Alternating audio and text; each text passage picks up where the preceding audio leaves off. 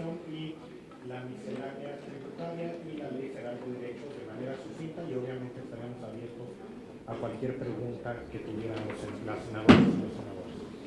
De manera resumida, aquí ponemos lo que son los ingresos que se incluyen en la Ley de Ingresos de la Federación para el año 2016, ya incorporando el impacto de las modificaciones que se realizaron en la Comisión de Hacienda de la Cámara de Diputados, entonces ya presentándoles literalmente lo que fue aprobado en la Cámara de Diputados y comparándolo con lo aprobado para 2015. Lo más notable, yo creo que vale la pena enfatizar, de hecho, dentro de esta carátula y de los grandes números de ingresos, es que se observa una disminución muy significativa por el lado de los ingresos petroleros, algo que ya mencionaba el subsecretario Madrazo, algo que también mencionaba la senadora Dolores Padierna, un debilitamiento significativo de los ingresos petroleros, una de las grandes vulnerabilidades que en su momento ha tenido las finanzas públicas y los ingresos del país, con una caída del orden de 28% en términos reales con respecto a lo aprobado para 2015, pero de manera muy importante como esa caída se ve compensada por un crecimiento muy robusto de los ingresos tributarios, principalmente como resultado de la reforma hacendaria que se aprobó durante 2013 y que nos ha permitido el poder compensar esta disminución tan abrupta que se observa en los ingresos petroleros, donde claramente una de las partes del diagnóstico que justificaba el que se fuera adelante con la reforma hacendaria era justamente nuestra vulnerabilidad por una alta dependencia de ingresos petroleros, por la volatilidad que llega a observarse en la producción y en los precios, y aquí claramente estamos observando que el crecimiento de los ingresos tributarios permite compensar la disminución de los ingresos petroleros. Ya en el agregado, viendo los números totales de ingreso, observamos un crecimiento ligero de 8,000 millones de pesos en lo aprobado 2016 contra 2015, estamos hablando de pesos reales de 2016, y un crecimiento pues básicamente de cero en el agregado de los ingresos, donde de nuevo el tema más importante es sí una caída muy importante en los ingresos petroleros, pero estos compensados de manera muy importante por un buen desempeño y un fortalecimiento de los ingresos tributarios. Si vamos a la siguiente, por favor, pasando ahora simplemente un poco al detalle de los dos grandes rubros de ingresos, lo que son ingresos petroleros y lo que son los ingresos tributarios. Esto ya un poquito lo anticipaba el doctor Madrazo, pero simplemente gráficamente, que es lo que estamos viendo, y esto es comparando lo aprobado en la Ley de Ingresos de 2015 con la minuta que viene de diputados este año. En estos rubros realmente no han habido cambios en cuanto a las caídas. Tenemos una disminución de 6% en el volumen de producción, en la plataforma de producción de petróleo, lo que se propone para 2016 versus lo aprobado para 2015, y tenemos una disminución de 37% en el caso del precio. La combinación de ambos factores, de hecho, nos debería de llevar a una disminución de alrededor de 40% en términos reales en los ingresos petroleros.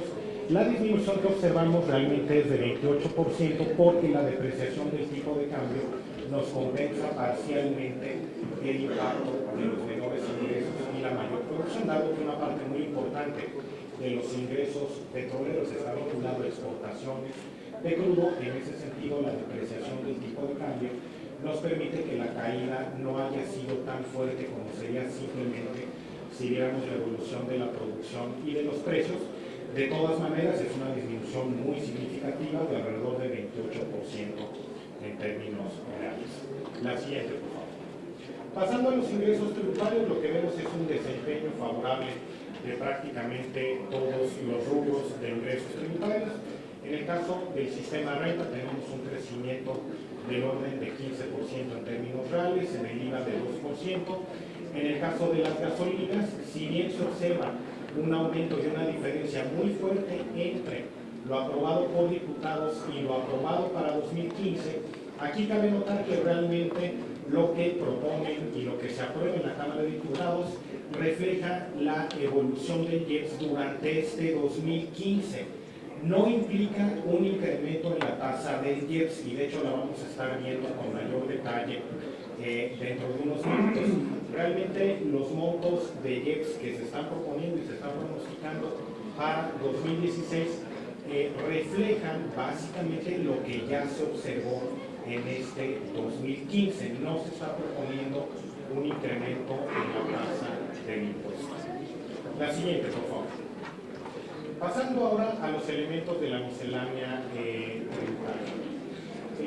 Ya desde la iniciativa se incluían algunas propuestas de modificación en distintos temas. Lo que iré yo presentando son las modificaciones que ya venían de la iniciativa, pero también aquellos elementos adicionales que se incluyeron en la Cámara de Diputados. En primer lugar, ya se proponían medidas para promover el ahorro. Las tres medidas ya venían propuestas desde la iniciativa del Ejecutivo, si bien se realizaron modificaciones. En primer lugar, que se cambie una tasa de retención fija a los ingresos por intereses por una fórmula que se actualiza anualmente con el objeto de reflejar mejor las condiciones financieras en el país. Eso implicaba ya desde la iniciativa del Ejecutivo que la tasa de retención se reducía del coeficiente fijo de 0.6% a 0.53%.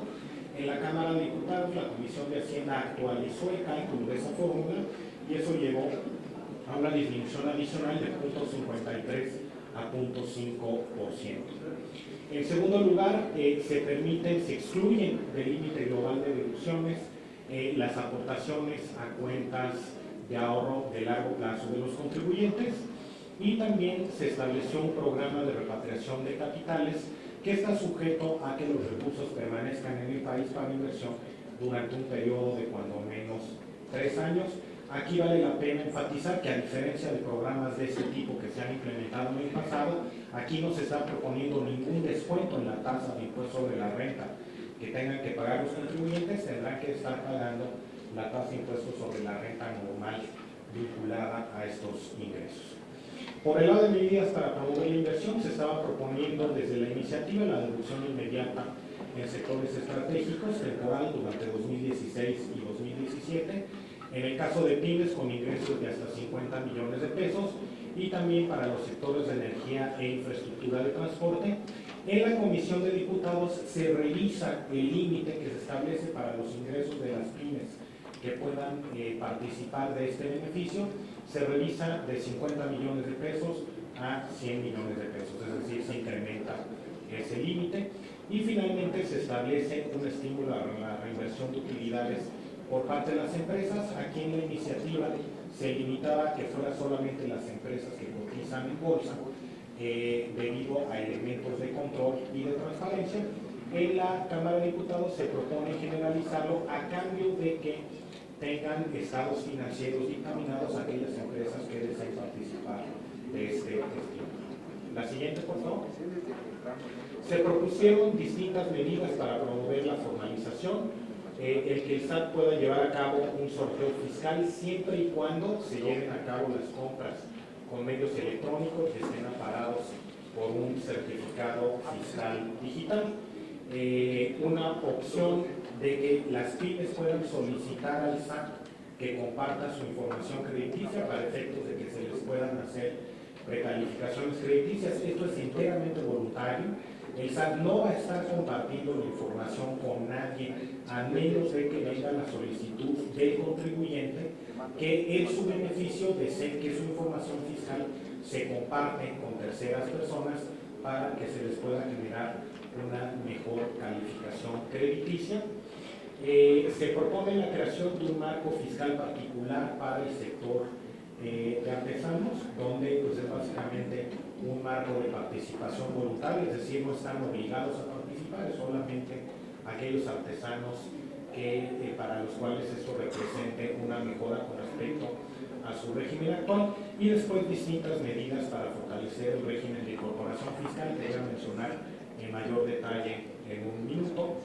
Se incluyen también dos medidas muy importantes que tienen que ver con el esfuerzo que se está haciendo en la OCDE para evitar la erosión de la base fiscal por parte de empresas multinacionales. En primer lugar, se están estableciendo los formatos de reportes que tienen que hacer las instituciones financieras para el intercambio automático de información que se va a estar haciendo con 50 distintos países a partir del año 2017. Es importante que ya se vayan estableciendo las bases de los reportes para que los sistemas de los intermediarios financieros se puedan ir ajustando de inmediato. En segundo lugar, se establece un requerimiento para empresas de mayor tamaño, con ingresos superiores a los 12 mil millones de pesos, el que tengan que estar entregándole al SAT documentación específica de precios de transferencia en todas sus operaciones país por país, con objeto de que el SAT pueda estar identificando si es que está habiendo algún tipo de opción y de evasión tributaria a través del manejo de precios de transferencia. Originalmente, como venía la propuesta, esos precios de transferencia se podían modificar por parte del Ejecutivo. Los diputados estimaron que ese límite a partir del cual se puede requerir la documentación de precios de transferencia solamente puede ser modificado siendo aprobado por el Congreso de la Unión. Pasando a las medidas de fortalecimiento del RIF, aquí se nos fue la presentación, una disculpa, pero de todas maneras en lo que logramos que se vuelva a instalar. La iniciativa ya incluía 3 medidas para el régimen de incorporación fiscal. En primer lugar era permitir que participaran personas con ingresos por sueldos, salarios e intereses y de socios de cajas de ahorro y de sociedades cooperativas. También permitir la participación de personas con familiares que tributan en el régimen de incorporación fiscal. Y finalmente la actualización de la tarifa del impuesto sobre la renta que aplica a los contribuyentes que participan en el régimen de incorporación fiscal, que esa se pueda actualizar por inflación, así como se hace con los contribuyentes personas físicas. Adicionalmente, en la Cámara de Diputados se realizaron varias modificaciones adicionales. En primer lugar, se determinó que se va a permitir a las personas con ingresos por arrendamiento que puedan participar y también el que puedan haber transferencias de los negocios, permitiendo que el adquiriente del negocio pueda seguir participando en el RIF. Antes eso estaba prohibido. Ahora, lo que sí se establece es que cuando se ve esta transferencia, si por ejemplo el negocio ya llevaba 3 años participando en el RIF y se hace la transferencia para el cuarto año no es que haya un borrón y cuenta nueva, sino que va a estar como si estuviera en el cuarto año de contribución en el régimen de incorporación fiscal. Este se ve como un ajuste adecuado. Se establece también en ley el esquema que se conoce como micro-RIF, que son facilidades particulares para contribuyentes de muy pequeño tamaño en cuanto a exentar por operaciones de IVA y de IEPS con el público a estos pequeños contribuyentes. El esquema de micro-RIF originalmente estaba para contribuyentes con ingresos de hasta 100,000 pesos al año. En la Cámara de Diputados se revisa para que ese límite aplique a contribuyentes que tengan hasta 250,000 pesos de ingresos al año.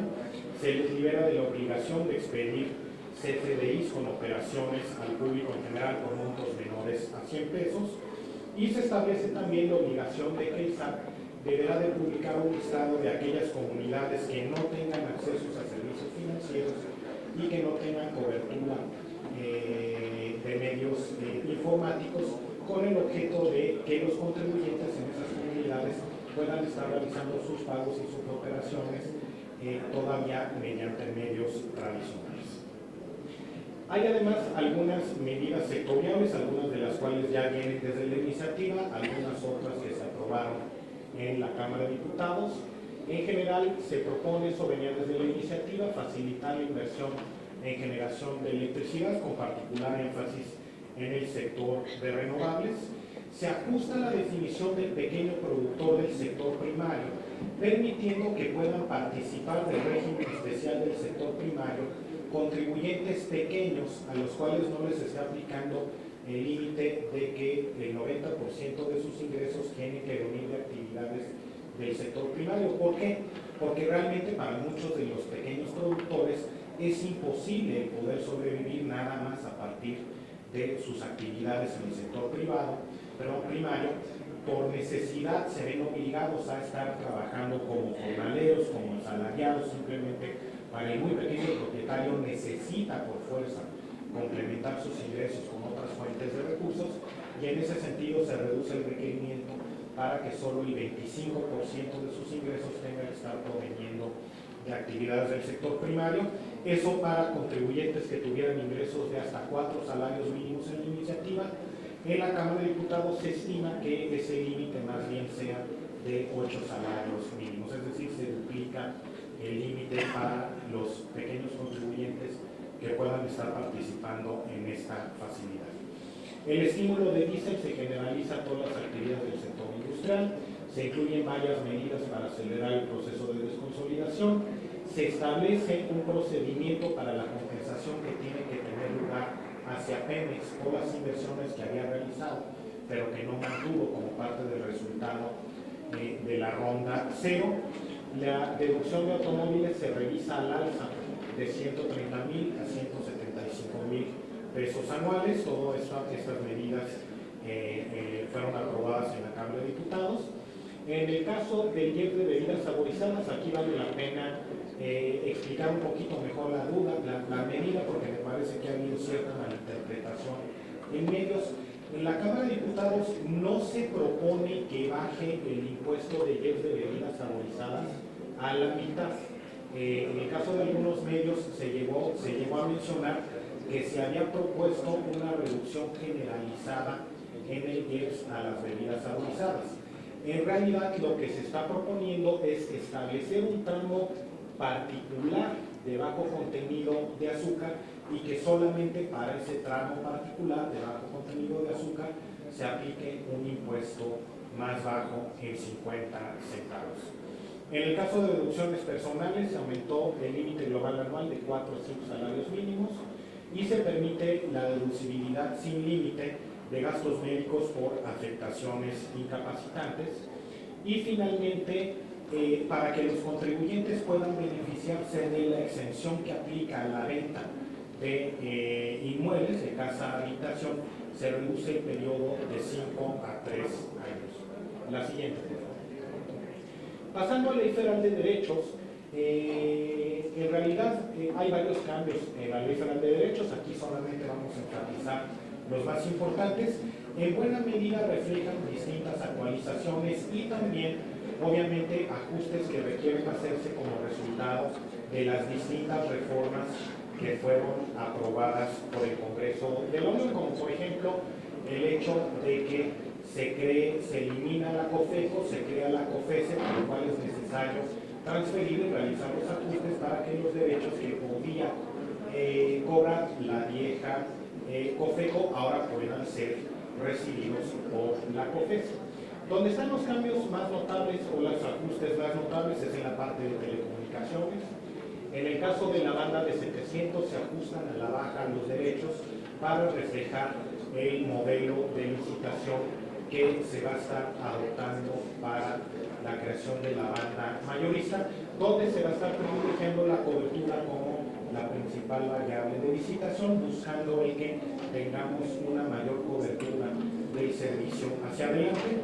Se establecen derechos para la banda de 2.5, eso es consistente con los transitorios de la reforma de telecomunicaciones. Se establecen también derechos para el segmento de la banda de 1.7 GHz, que no estaba grabado, y se modifica todo el capítulo de telecomunicaciones para adecuarlo a la reforma, en particular el hecho de que ahora quien estará recibiendo los derechos es el IFETEL.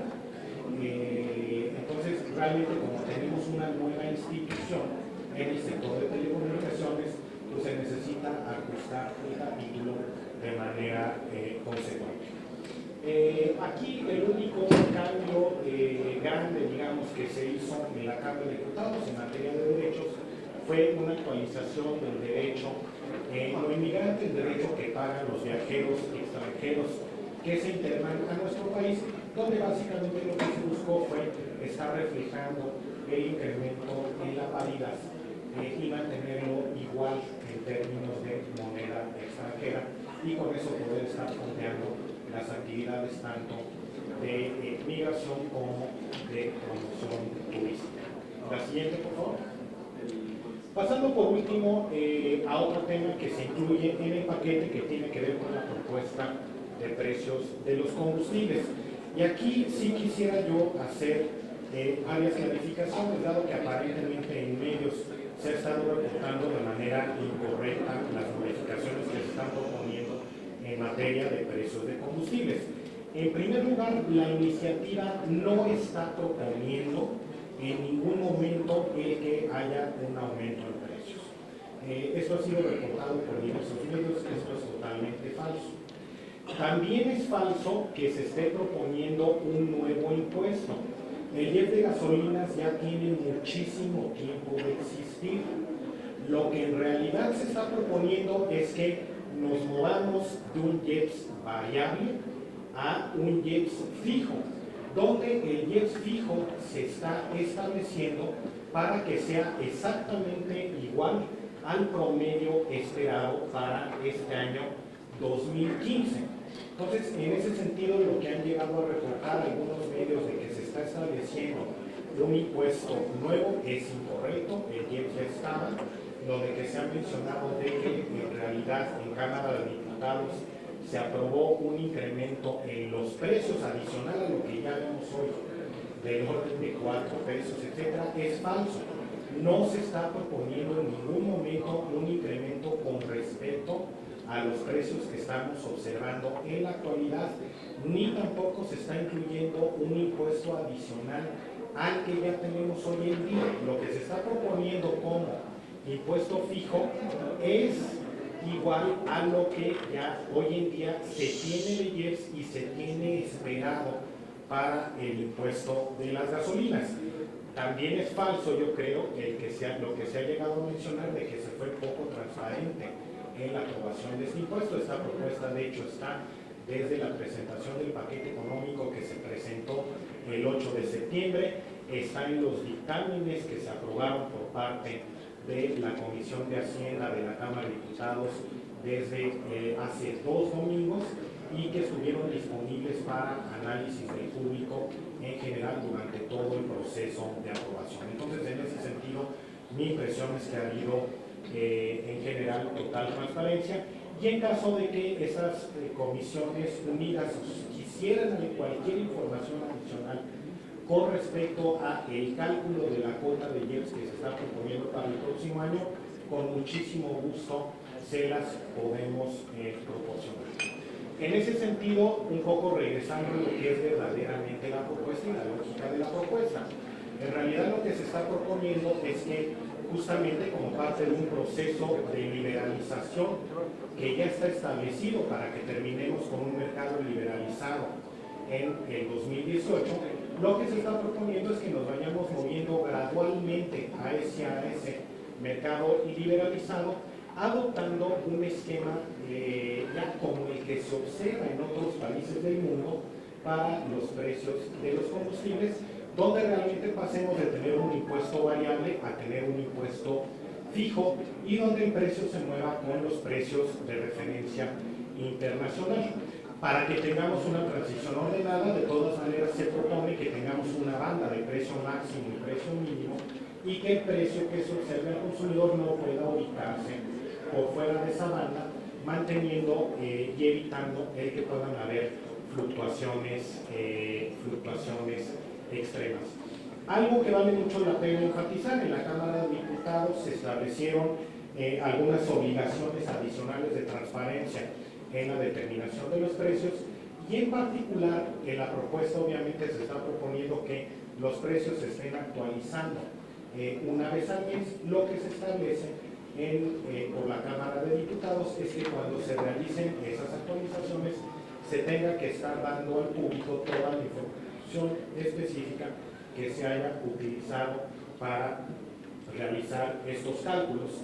Entonces, en ese sentido, consideramos que sí hubo un fortalecimiento importante desde el punto de vista de transparencia en cuanto a esta disposición en la Cámara de Diputados, al contrario de lo que se ha llegado a mencionar, de que pues, fue una aprobación sin suficiente transparencia. Nosotros creemos que hubo total transparencia y total publicidad, y en ese sentido incluso la Cámara de Diputados estuvo fortaleciendo las disposiciones